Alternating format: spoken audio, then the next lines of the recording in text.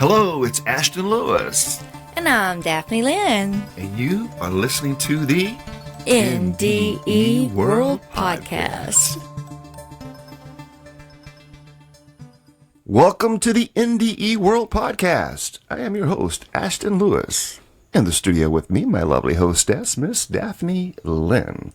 Hello, Miss Daphne Lynn, and how are you today? I'm doing good, thank you. How are you? I'm absolutely fantastic.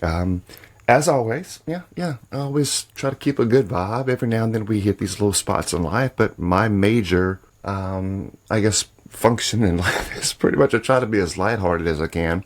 You are. Serious at the Most same definitely. time, but lighthearted as well, so. But anyway, looking forward to today's topic is something that we are all faced with, something we're all dealing with, and something we're all going to have to work on, and that is our ego.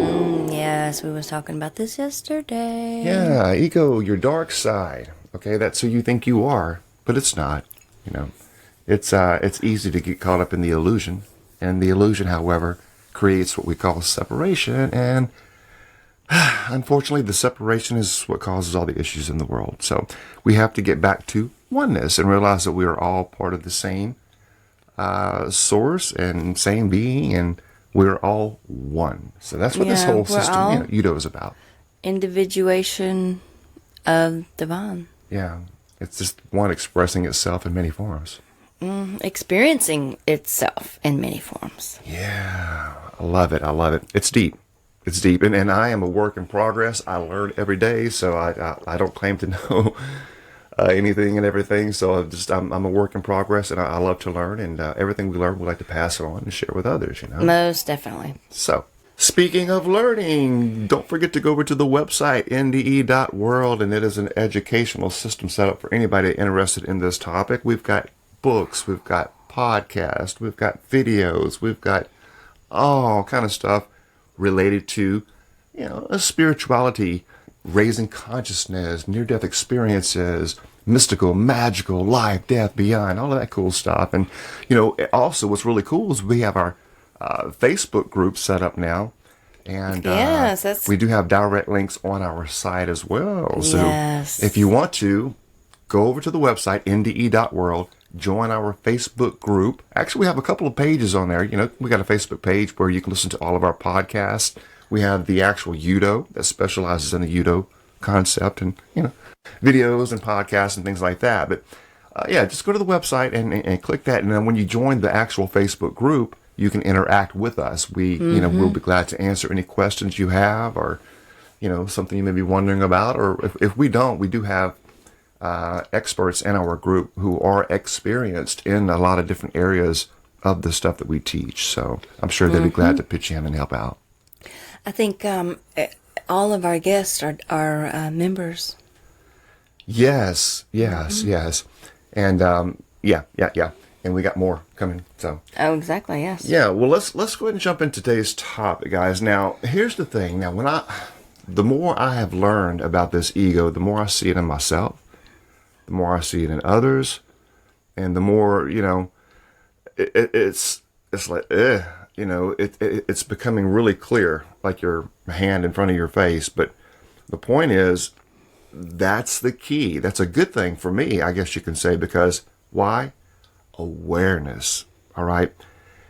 If you have no awareness, and in fact, that is actually a universal law. We'll cover that. The law of awareness. Is it awareness or self-awareness, Daphne? That law? Both. It's both? Okay. Yeah, so we will be sharing that as well. We've kind of touched base on it on a couple of episodes, but just to kind of drill it in, I don't mind doing things over and over if it means getting a point across. But the point is, you have to be aware of your ego. If you have no awareness, you're going to keep on functioning through it. You're going to keep getting upset when somebody else brings it to your attention. You're going to be just doing whatever you think you need to do because you don't have it together. Okay, so the point is you need to recognize that you have an ego and that you are filtering through your ego, even if you think you are spiritual. You see, even if you think you were, religious, saved, baptized, good to go, or then experienced that, read this, did this, no. That doesn't mean anything. It doesn't. So that's what this chapter is about. And we are reading from the actual, it's all about UDO. Universal Divine Oneness, and you can find that at the website, NDE WORLD as well. Just go to the bookstore. Now, Overcoming the Ego, that's chapter 5, and Path to Self-Awareness. So in order to overcome the ego or to get things in balance, okay, you have to be aware of what an ego is, and how do you recognize it? How do you spot it? How do you see it within yourself? Because until you see it in yourself, you're not going to change, okay? So let's take a look at what it says here. Introduction to Ego Recognition. So we're going to focus on how to recognize it today. Now, understanding and overcoming the ego is a fundamental step on the path to achieving universal divine oneness. The ego, as we have explored, is the part of our psyche that creates and perpetuates the illusion of separateness, often leading to suffering, conflict, and disconnection from our true self. To effectively address and transform the ego, we first need to develop a deep awareness of its presence and influence in our lives. This chapter will guide you through techniques for recognizing and understanding the ego and offer practical strategies for overcoming its negative aspects. Alrighty, techniques for recognizing the ego, number 1. And a lot of these we've covered, and we're going to cover them now, and I'm sure we're going to cover them again because we really need to. Repetition is the key here. Number 1, self-observation and mindfulness. All right, now one of the most effective techniques for recognizing the ego is through self-observation and mindfulness. Mindfulness involves paying close attention to your thoughts, emotions, and behaviors without judgment. By observing yourself in various situations, you can begin to identify patterns of behavior and thought that are driven by the ego. To practice mindfulness, start by setting aside a few minutes each day for quiet reflection. Sit comfortably and focus on your breath, allowing yourself to become fully present in the moment. As thoughts and emotions arise, observe them without getting caught up in them. Notice any recurring themes or patterns that may reveal the influence of the ego. For example, do you often find yourself feeling defensive, envious, or self-righteous? These are indicators of ego-driven responses. Ms. Daphne, any comments on that first section? Yes, I do, actually. I mean, this is something that we've talked about throughout this podcast on many of the different episodes, and it's just doing things without judgment. You know, and this paragraph actually brings out the mindfulness that we're trying to get to here involves paying close attention to our thoughts, emotions, and behaviors, our own self-reflecting, but without judging ourselves. Mm-hmm. So that's key. It is without judgment. Yeah, and that judgment also goes when somebody tries to tell you something. You know, a judgment is you're throwing a defense in. That's a court related. It's a judgment. It's a defense. You see, if somebody tries to share something with you, an enlightened soul shuts up and doesn't say anything.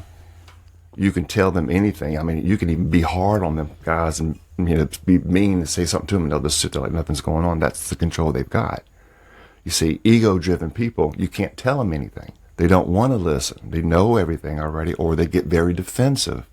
They make excuses. They'll rationalize. They are ego-driven. They have no awareness of ego whatsoever.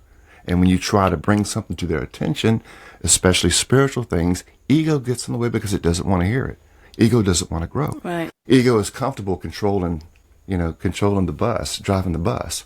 You see, and this goes for every person unless they are truly enlightened. You know, and I don't know, you know, how they figure this out, but you know, you may have, you know, just a very, very small percentage of even enlightened souls on earth.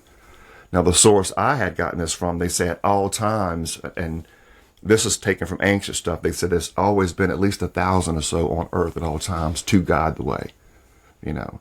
To help raise the consciousness, yeah. So I've heard that as well. The enlightened are here, but where, who, and where, I don't know. Now, I know there's a lot of people that are waking up. There's a lot of spiritually minded people. There's a lot of people that are experiencing things. There are people that are very spiritually advanced, way higher than the average bear, you know. But I'm talking about enlightenment, you know. And one thing that, you know, we can do in observing ourselves and attuning to our mindfulness is just start by setting aside a few minutes each day for that quiet reflection on yourself. What do you need to work on? And like the paragraph brings out here, examples would be, do you often find yourself feeling defensive, envious, or self-righteous? These are indicators of ego-driven responses. Yeah, good point. So those are things that we can work on, all of us. Right, Right, exactly. And that's the point. You will not become enlightened until the ego is destroyed or put back in balance, put in check. It's however you want to approach it. Some of my teachers that I've learned from, they say you have to totally destroy it. Just crucify it, exorcise it, exorcism, just get the devil out. It doesn't serve a purpose, However, on the other side of the coin, I've heard lots of teachers talk about, no, you have to have the ego. It's you. It's how you identify as yourself, but you have to get it more in balance with who you truly are as far as the one. We are all one, The ego creates that separation illusion, you see. So if you can get rid of that illusion or the ego, that part, and get the ego back where it says, no, I am God, I am one with all, I am that person, that animal, that, creature, whatever. We're all one. I don't know if that's getting more of the ego back in balance, or you totally just kind of, you got to put the axe to it. Whatever metaphor you use, you get the idea. It's something serious. In order for you to obtain Christ consciousness or be enlightened, or UDO, Universal Divine Oneness, you have to be crucified of the ego. And that's going to have to be done by a master, And when you're ready, the master will arrive, however. Most definitely. We even covered the crucifixion in a previous episode, so go back and listen to that one if you want to understand what crucifixion truly is. Yeah, I'm sure we'll be throwing it out again because it's part of the spiritual journey. You have to be crucified, guys. Your ego. Ego has to be put to death. All right, number 2, journaling and reflection. Now, journaling, this is something that Daphne is an expert at. She's like, every morning she does this. She's in there doing her journaling. So I wouldn't call myself an expert, but I do like to write just to connect with that higher self, the divine, and just, express whatever is on my mind. Or yeah. And now, before we get too far into this next section, give me a quick bullet point, super quick, fast. Now, what I understand is your best journaling is first thing in the morning when you wake up, when you're still fresh in that sleep state, to document your dreams, right. Things like that. Now, you can journal any time of the day. You can, hey, today, dear journal, I did this today, da da da. That's cool, but to really go within that deep journaling, starting, like dream studies and consciousness and things like that, I understand, and I know you do yours first thing in the morning. So, is there something to that?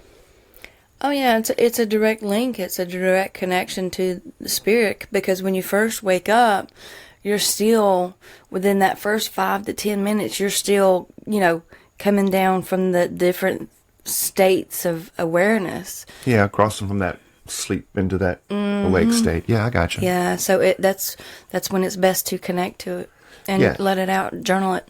Yeah, and that's also the best time to, meditate and get into those states. Is if you can get to that half sleep state, down to the thetas and deltas. I don't know about the gamma, but get deep down in there, and you can. Well, I don't know. I think that the delta is probably going to be a little too far. I think that'll zonk you out. But there's a fine line. There's an actual realm where the mind can get relaxed, and it's very susceptible to commands, change, or anything you can do. So. But let's talk about this journaling. Now, journaling is another valuable tool for gaining insight into the ego. By writing your thoughts, feelings, and experiences, you can uncover hidden patterns and beliefs that may be influenced by the ego.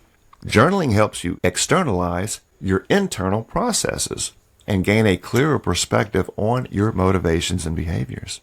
Start by writing about recent situations that triggered strong emotions or reactions. Reflect on why you felt that way and what underlying beliefs or fears you may have contributed to your response. Pay attention to any recurring themes, such as a need for validation, control, or superiority. This reflection can provide valuable insights into the workings of the ego and how it affects your life. Yeah, it really just helps you to externalize, it helps you to bring out what's going on within. You know, and then that's when we can gain a deeper, clearer perspective on our motivations and behaviors. Yeah, yeah. And from what I understand, to go with that thought, anytime you have a negative experience in your life, that's an energy that has been put into your psyche or your energy field or whatever. It can eventually turn into a disease, you know, or cancers or whatever. Internalize it. Yeah, the more negative you internalize, correct. The more you hold it in. Correct. So from what I'm understanding, you know, techniques like grounding, for example, you know, you can discharge that energy. Mindfulness meditations and things like that. You know, you can get into those meditations, you can discharge that, but also journaling. Yes, You know, most things definitely. like that. It's ways to be able to get that out of you without keeping it in. So it really does Right. have therapeutic benefits as well. It really does, because sometimes you can't always express yourself with the people that you are around. So you can go and journal, let those emotions and feelings out through journaling. That way you're not holding it in. And that's why it's brought out, you know, to externalize it. It helps That's you right. to get it out. That's right. That's And right. not hold it in, because like you said, holding things in is what causes dis-ease, which is turns into disease Yeah. in the physical form. Yeah, yeah.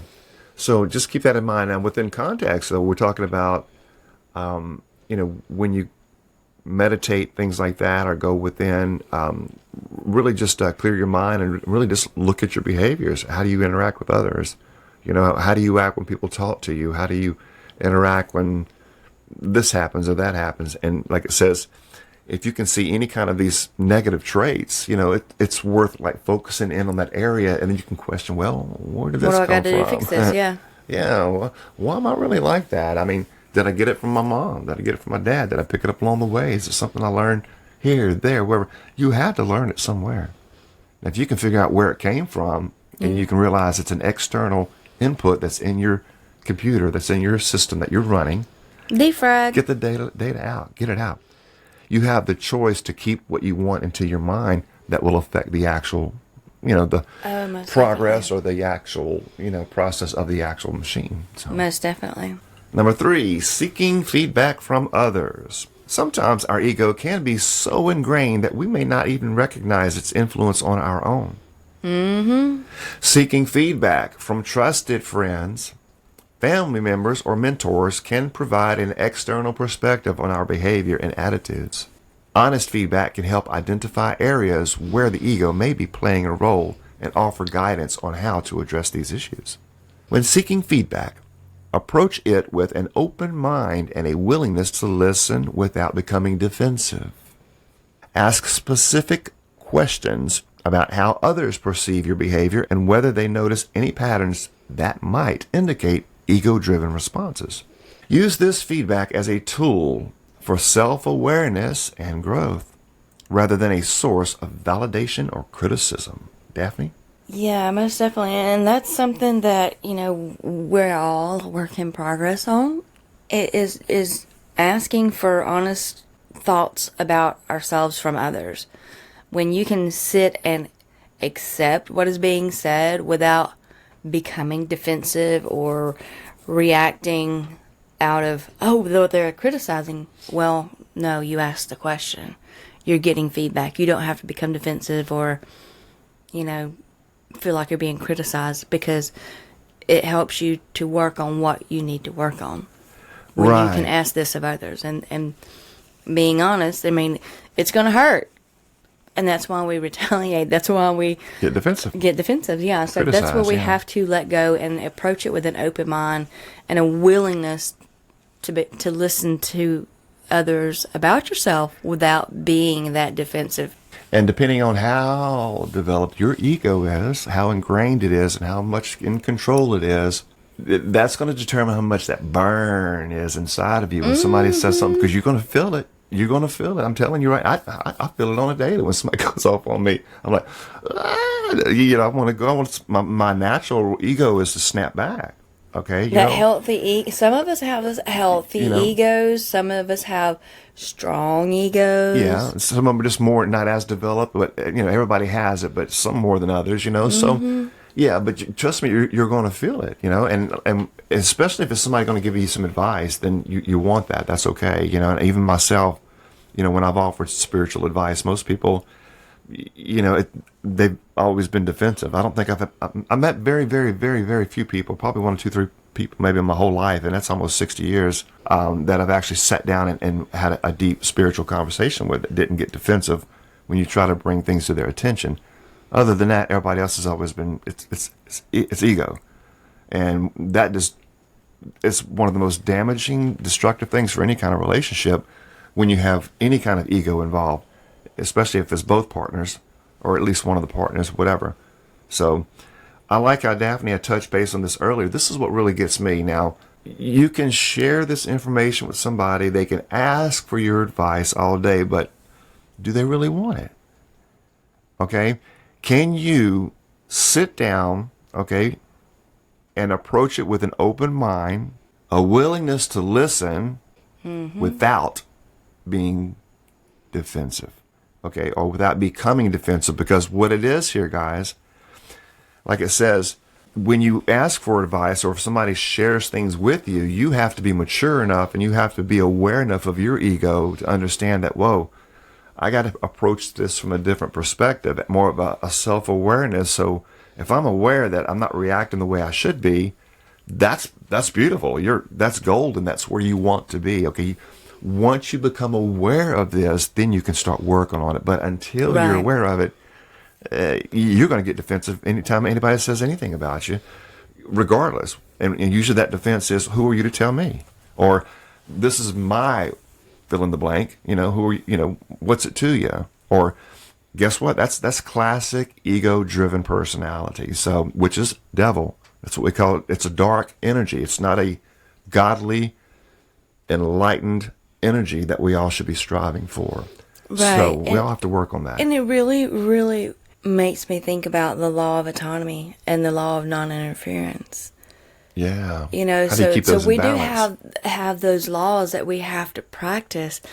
But if somebody's asking you something specifically about yourself, they're not impeding on you and criticizing you. Right. It's for self-reflecting, to help you to grow as a soul. So what are some strategies for overcoming the ego? Let's look at a couple of strategies here, Daphne. The first one is cultivating self-compassion and forgiveness. That's a good one. Mm-hmm. Overcoming the ego requires a compassionate and forgiving attitude towards yourself. It starts with self. Mm-hmm. The ego often thrives on self-criticism and judgment, which can perpetuate feelings of inadequacy and separation. By cultivating self-compassion and forgiveness, you can begin to counteract the ego's negative influence and foster a more positive and nurturing relationship with who? Yourself. Practice self-compassion by treating yourself with the same kindness and understanding that you would offer to a friend. When you make mistakes or face challenges, acknowledge them without harsh self-judgment. Instead, offer yourself words of encouragement and support. Forgiveness involves letting go of past grievances and accepting yourself and others with an open heart. By practicing forgiveness, you can release the grip of resentment and embrace a more harmonious and balanced state of being. Daphne? Yeah, in listening to this and reading it, it really just brings to mind a couple of books that I've read, from Neil Donald Walsh. The Conversations with God book, and also the God's Message to the World, You've Got Me All Wrong book. I mean, it is so fitting in with what we're going over here about the ego and how we always tend to be less forgiving of ourselves and get down on ourselves. So we have to stop putting ourselves down. You're not born in sin. You're not a horrible person that you think you are. You are an extension of the divine. We all are. And that's what we have to forgive ourselves. That way we can start loving and forgiving others as well. You know, when we face challenges, it's always helpful to acknowledge them without a harsh judgment about ourselves. Of course, the way the paragraph brings it out, letting go of past grievances and accepting yourself with an open mind and open heart. Yeah, and it's easier said than done. Sometimes it is, yeah. It's not easy. No, it's not a sometimes. This will be a fight. This is not a sometimes it's easy, sometimes. No, this is a very self-disciplined journey to reach enlightenment, And the ego, from all of my studies, not the first one said that it's going to let go easy. Right. So it's not an easy thing. When you're working on this, and like you brought it earlier, these other things to do. Yeah, when we can do it, but sometimes it's going to be tough, but you got to do it. And like it says, it starts with self-compassion and forgiveness. Mm-hmm. Yep. Now, number 2, embracing humility and surrender. Think about that. Humility and surrender are powerful antidotes to the ego's need for control and superiority. Humility involves recognizing that you are not the center of the universe, and that you are part of a larger interconnected whole. Surrender involves letting go of the need to control outcomes and accepting the flow of life as it is. To cultivate humility, practice acknowledging and appreciating the contributions and perspectives of others. Recognize that your own experiences and opinions are just one part of a larger tapestry of existence. Surrender by letting go of attachment to specific outcomes and trusting in the natural process of life. Embrace the idea that you are not in control of everything, and that surrendering to the flow can bring greater peace and alignment with your true self. So what is flow? We hear that a lot, and flow, kind of from what I'm understanding, well, I'll tell you what, we're going to share that with you. It is a universal law. In other words, life has a natural flow to it, if that makes any sense. But it most definitely does. If you could, Daphne, maybe just share, and this is taken from the actual Universal 300 laws. Universal Laws Plus, how to apply them to your life or in your life, something like that. But this can be found on the website as well, NDE.world. But go ahead, if you don't mind sharing what is flow? Okay, so the law of flow states that everything in the universe is in a constant state of flux and circulation. It emphasizes the natural rhythm of life, where energy, resources, and opportunities flow freely and abundantly when there is alignment and openness. This principle suggests that resistance to this flow can lead to stagnation and blockages, while embracing it allows for effortless manifestation and fulfillment. Okay, so by aligning with the law of flow, you can navigate life with greater ease, grace, and abundance, allowing you to experience more joy, fulfillment, and success in all areas of your life. Yes, thank you, Daphne. And that book also has a lot of steps. Actually, you can break down each section to really learn different, tips on how to. Yeah, the law of flow practice, actually has 5 steps in it. Yeah, so you can actually put those into practice. And sometimes, depending on time, subject at hand, episode, and all that good stuff, we'll actually go in and share a lot of those steps with you. So, but today we're going to go ahead and just kind of cover some more things, just kind of give you the highlights of some of that, just to kind of give you an idea what flow is. Okay, moving on along. Now, number 3 is practicing gratitude and contentment. Gratitude and contentment are essential practices for overcoming the ego's tendencies toward dissatisfaction and craving. The ego often seeks more, always desiring what it does not have. By practicing gratitude, you shift your focus toward appreciating what you already have, fostering a sense of contentment and fulfillment. Start by keeping a gratitude journal where you regularly write down things you are grateful for. This practice helps shift your attention away from what you lack and toward what you have. Cultivate contentment by recognizing and celebrating your achievements, strengths, and abundance present in your life. By embracing gratitude and contentment, you reduce the ego's need for constant validation and recognition.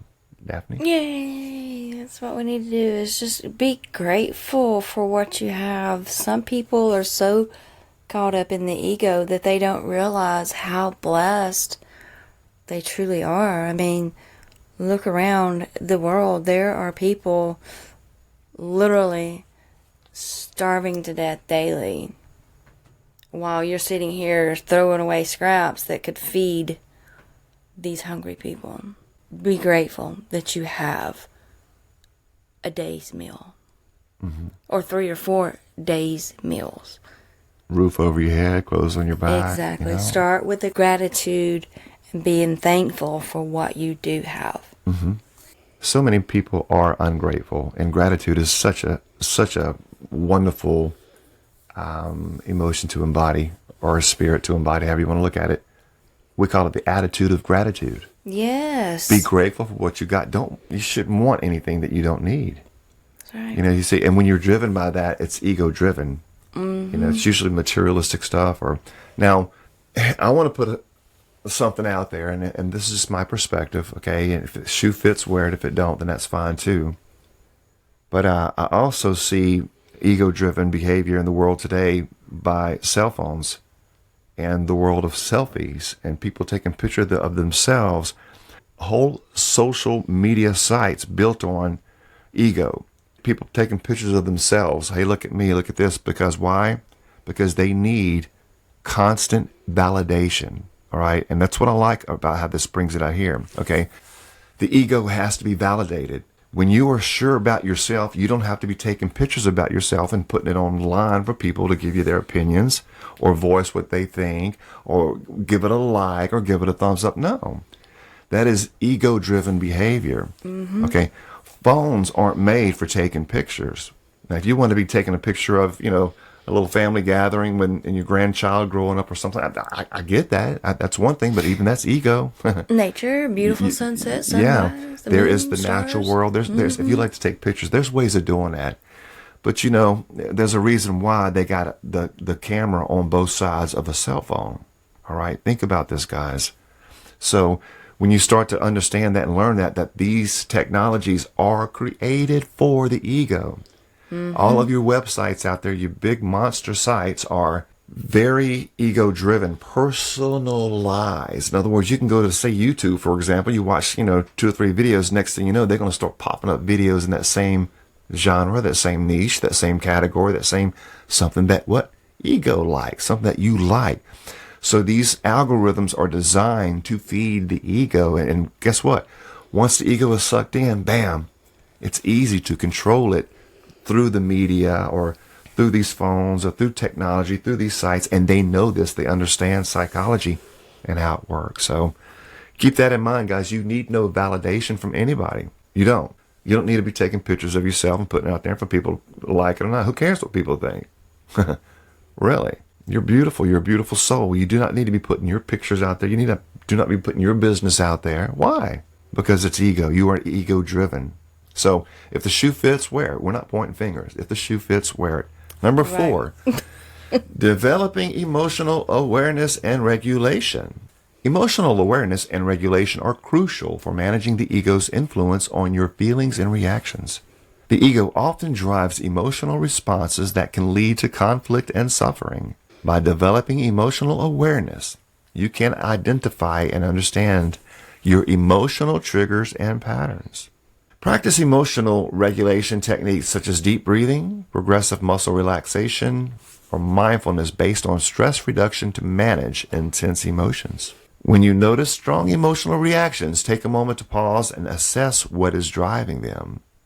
This awareness can help you respond to situations more thoughtfully and constructively, reducing the impact of the ego on your behavior. It's about emotional awareness and regulation. Being able to develop techniques that can help you, such as breathing, the progressive muscle relaxation, or mindfulness based on stress reduction and intense emotions. This reminded me of a video from Grandmaster Wolf that we recently watched. He goes through how to really just relax each part of the body to help you become in the present moment and just really relax. Because how many of us take time to just relax everything within us and just be present. Mm-hmm. That's what we call meditation. Right. Yeah. Some call it hypnosis. Mm-hmm. It's just relaxing the mind and body. That's all it is. Now, a few things that stick out to me here. One is, like it says here, that you can identify and understand your emotional triggers and patterns. Okay, guess what? Everybody has triggers. These triggers are what triggers off the ego. Okay? What offends you? Yeah, what is it? Why are you getting offensive or defensive? You know, where did it come from? Did you pick it up from your parents? Did you pick it up from life along the way? You know, why are you reacting the way you react? You know, so ego just doesn't come out and just do something. Okay, it's typically triggered. Something is triggered, and then when that trigger goes off, you can tell whether a person keeps their cool and remains calm, doesn't say anything, doesn't react, non-reactive, that's the goal, or something comes out. If something comes out, it's ego-driven, you know. So, but there are emotional triggers, and once you begin self-awareness, these meditations and relaxings and things like that, you know, you can start to focus on what these triggers are. And what do triggers lead to? Conflict and suffering. Mm-hmm. We want to get out of that. We want to raise our vibration. We want to be more loving and caring. Absolutely. Absolutely. And like it says here, when you notice strong emotional reactions, take a moment to pause and assess what is driving them. When you get upset, you know there's a window there, guys. Everybody knows that window, but you have to be aware of that window. That window's going to pop up and let you know, hey, do you want to just go ahead and say what you're going to say? And part of you is going to say, oh, just say it. Who cares? Right? Okay. Well, right at that point right there is awareness before you know, if you could start really being mindful of it. At that awareness is when you're going to have to make a conscious decision on, oh, whoa, like it says, take a moment to stop. Pause just a moment and ask yourself, okay, whoa, what is driving this? What's making me do this? Why am I reacting like this instead of just going, bam, being reactive? That's the challenge, is people are reactive. Mm-hmm. Yeah. They're ready to react to defend the ego. So, number 5, engaging in mindful communication. Mindful communication involves approaching interactions with others with awareness, presence, and respect. The ego often drives communication patterns that are self-serving, defensive, or confrontational. By practicing mindful communication, you can foster more meaningful and harmonious relationships. Start by listening actively and attentively to others without interrupting or planning your response while they are speaking. Practice speaking from a place of honesty and vulnerability rather than from ego-driven motives. Use quote-unquote I statements to express your feelings and needs without blaming or criticizing others. By engaging in mindful communication, you can create a more open and empathic dialogue, reducing ego-driven conflicts and misunderstandings.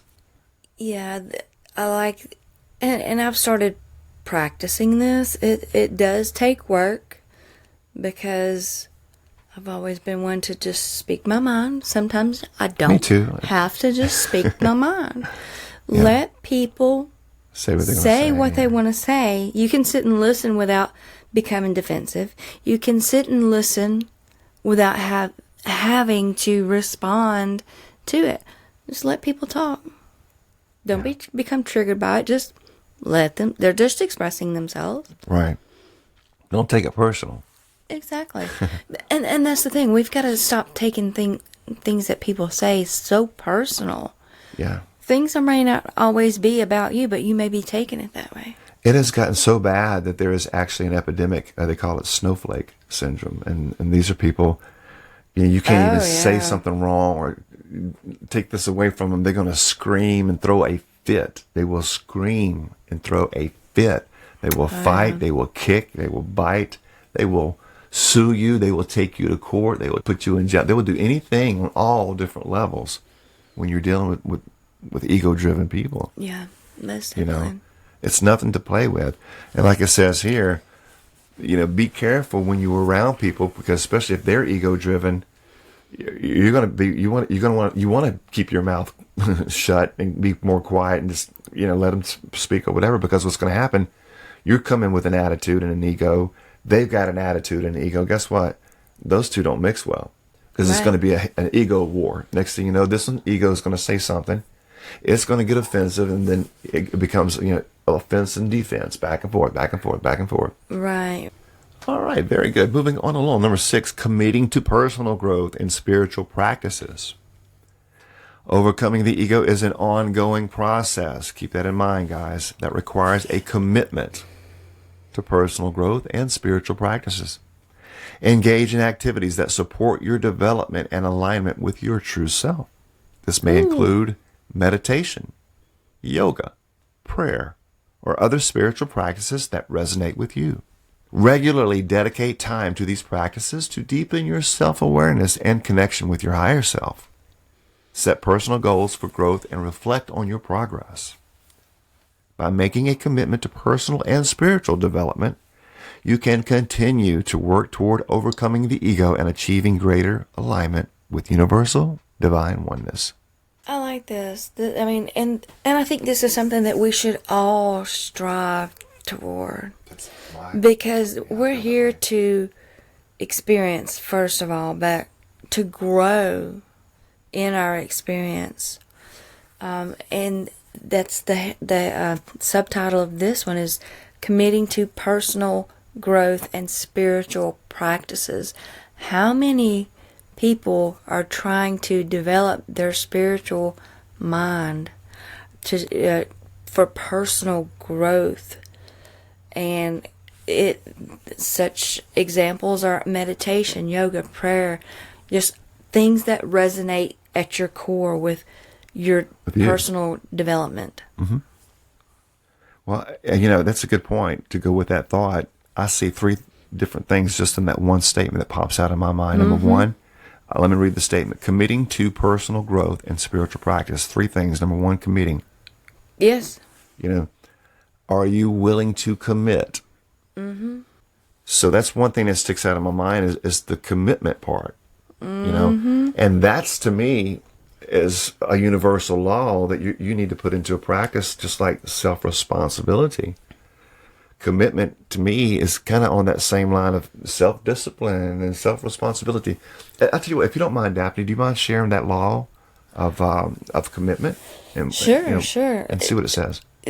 Just the law of commitment underscores the importance of making firm and unwavering commitments to one's goals, values, and relationships.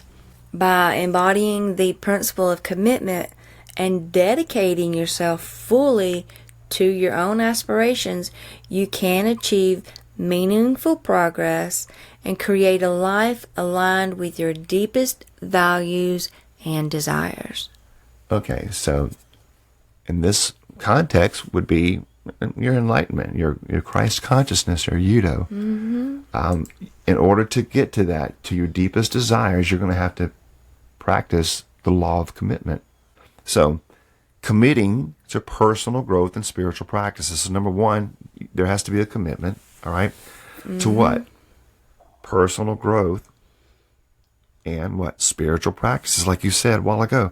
How many people are actually putting forth effort? How many are actually have in their schedule? And a lot do. I'm not saying that none do.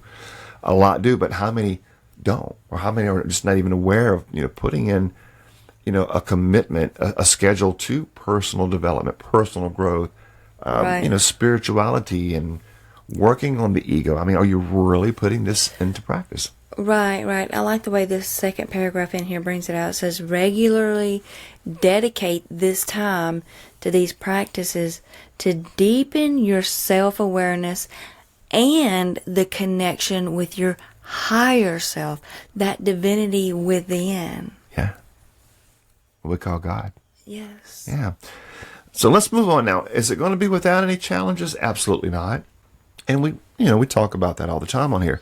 So this next section is challenges and obstacles. Number 1, resistance to change. Now, overcoming the ego can be challenging due to the inherent resistance to change. The ego often clings to familiar patterns and beliefs, even when they are detrimental. This resistance can manifest as fear, discomfort, or denial, making it difficult to break free from entrenched ego-driven behaviors. To address resistance, approach the process of change with patience and compassion. Recognize that transformation is a gradual process and that setbacks are a natural part of the journey. Stay committed to your practices and seek support from others who share your goals and values. Miss Daphne? So recognizing that transformation is a gradual process. There will be setbacks, but that's the natural part of the journey. We just need to stay committed to our practices and, if needed, seek support from others who share our same goals and values. Yeah, I like how it says also that this resistance can manifest as fear, discomfort, or denial, making it difficult to break free. So when you start to make changes or put forth effort to change, it's not going to be comfortable. Some fears may arise or something uncomfortable, something this, something that. Guess what? That's the ego stepping in, Number 2, fear and vulnerability. The ego often fears vulnerability and seeks to protect itself from perceived threats. Embracing vulnerability can be challenging as it requires letting go of the need for control and allowing yourself to be seen authentically. To overcome the fear of vulnerability, practice self-compassion and cultivate a supportive environment. Surround yourself with individuals who encourage and support your growth. Embrace vulnerability as a strength rather than a weakness, recognizing that it is an essential part of personal and spiritual development. The ego fears being vulnerable. So it seeks to protect itself from those perceived threats. And when we can embrace change, it really requires letting go of the need for control and allowing yourself to be seen authentically. Be your authentic self. And we really have to just overcome that fear of vulnerability. That's true. That's true. So if you are experiencing these things, do that self-awareness thing and realize this is coming from ego, guys. Right. And by surrounding yourself with individuals to encourage your growth, and so they will support you. Like with us, with doing this podcast, with our belief system changes and our personal growth, not everybody vibrates the same anymore. So you have to start surrounding your people with the same vibration. And through our guests and just our community growing, that support is there to help you stay on the right path. Yeah. So it helps you to let go of that fear of vulnerability when you surround yourself with individuals who are like-minded. Yeah, that's a good point. Good point. Well, we got time for this last little section. Let's go ahead and read this real quick here, and we'll go ahead and wrap things up. Number 3 is the last one. It says, balancing self-care and self-improvement. Balancing self-care with self-improvement can be a challenge, as the ego may push for constant striving and achievement.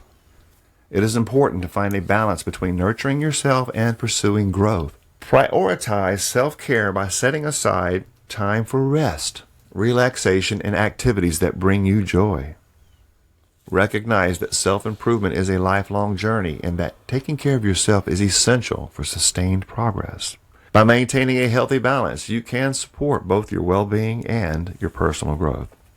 Right. This physical body needs rest, people.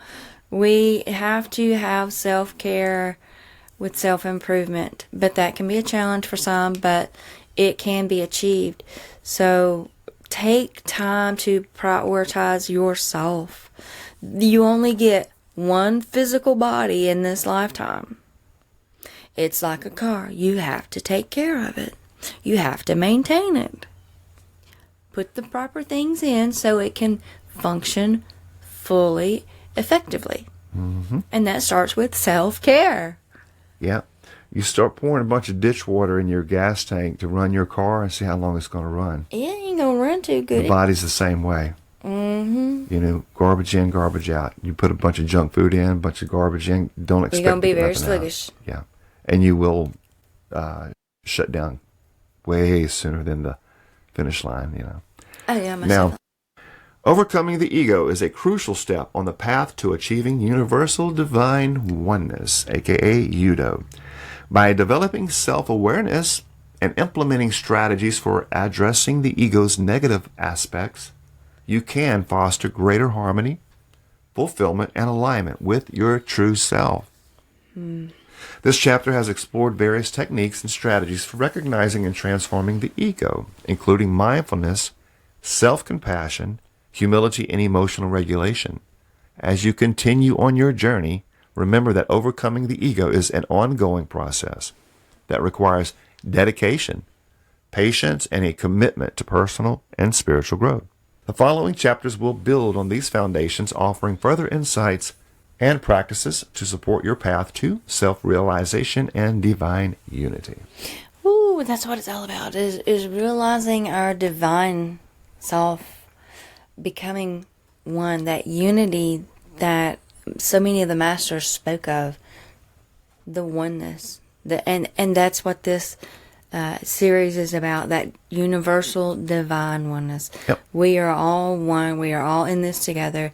It is overcoming and transcending the ego so that we can live a fully divine life, loving unconditionally and without judgment of others. Yeah, I like how you said that. Yeah, very good, very good.